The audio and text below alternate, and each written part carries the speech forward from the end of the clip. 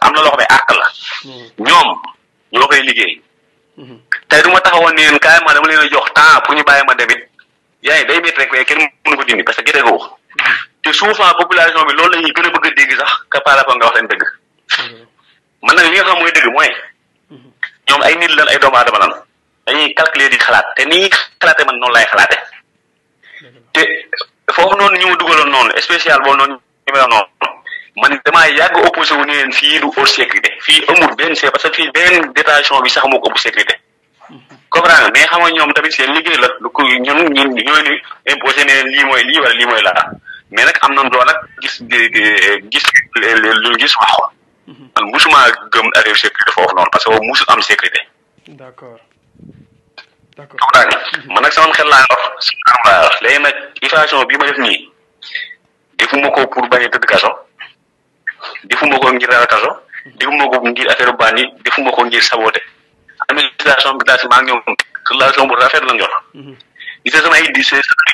dañ ci doxo surtout la DAP ci boobu moom dafa bañ injustice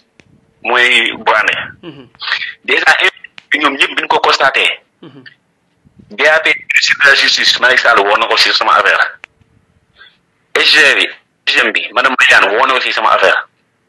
woo na procureur général sama affaire woo na procureur de l'Afrique sama affaire woo na même doyen de justice sama affaire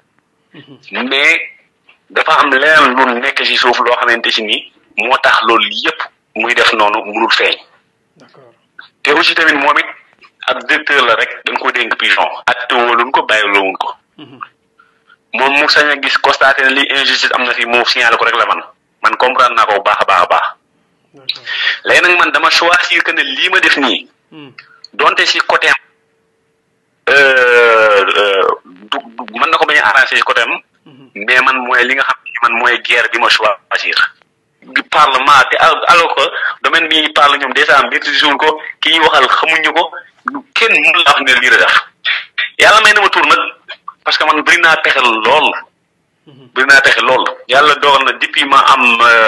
11 ans ba ni may waxee yow man foo ma fekk man wàllum technique ak wàllum informatique maintenance yooyu ci laa nekk ba pare def naa aventure bu bari tamit daanaka fu bari dem naa fa ci àdduna bi waaw yàlla tamit may na ma lool noonu tey nag maa ngi lancé pour Sénégal ñeneen ak autorité yëpp comme ni ma waxoon léegi dawuma kaso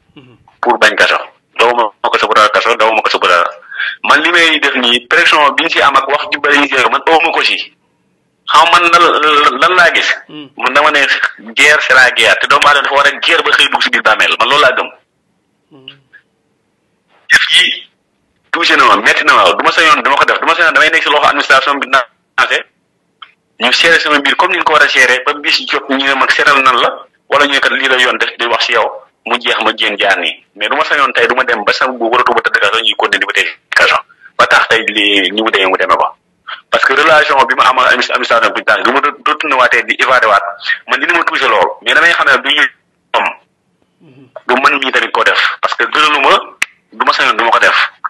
waaye dama xam ne ñi ma ko seexal il faut que tamit nga indi sa gerte ko man nag wóolu naa sama bopp ma Sénégal dem ba fenn maa ngi fii si dëkk bi toog léegi man dama leen laaj a défi dama leen du fekkee ne ñoom li ñuy wax dëgg la yor nañ seen dossier gëm nañ li am nañ seen preuve man maa ngi leen déglu saa bu ñu jëlee dossier yóbbu ko tribunal samay ay avocat saa buñ ma informé que ne dossier bi dem na tribunal dañ koy atte sur tel boobu du may wax tribunal ma leen fay fekk man amu si lu may sax amu lu ma si kii kon yow daal évasion bi da nga ko def pour ñu setal pour ñu sëgg ci say mbir lijjanti ko mu jeex benn yoon nga xam foo féetee non pas sëgg si say mbir xam nga ñoom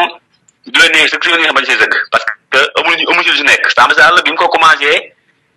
di yàkkam ci di parax yi man bi mu ñëwee indi ko benn papier ne ko gis na dossier bii ngay topp nii atte nañ ko ba pare mu ne ma non atte nañ ko mais dañoo respecté wu doon article 101 bi parce que yëpp koo xam ne dañ la accès dossier criminel balaa ñu lay enquête sa affaire dafa la toog ma ne ko non avant loolu yëpp dossier bi atte nañ ko depuis tribunal mineur génn papier woon ko mu li ko depuis boobu la bloqué enquête bi enquête ñu ngi ko bloqué 2018 ba 2020 lañ koy doog a laalaat janvier le 22 janvier 2018 ba ma ko nee papier bi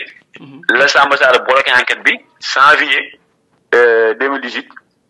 2019 2020 ba 2021 la ñu doog a laal dossier bi le 24 le 22 février 2024 bi si may doog a waa si dossier boobu. d'accord. comprendre léegi nag ñoom dañ ne dootuñu doo ko joxe liberté provisoire day daw doo ko lay atte du ñëwaat léegi la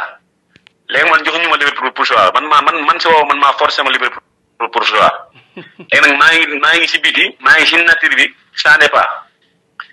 fi ma nekk du ma ko wax kenn déplacé du ma fenn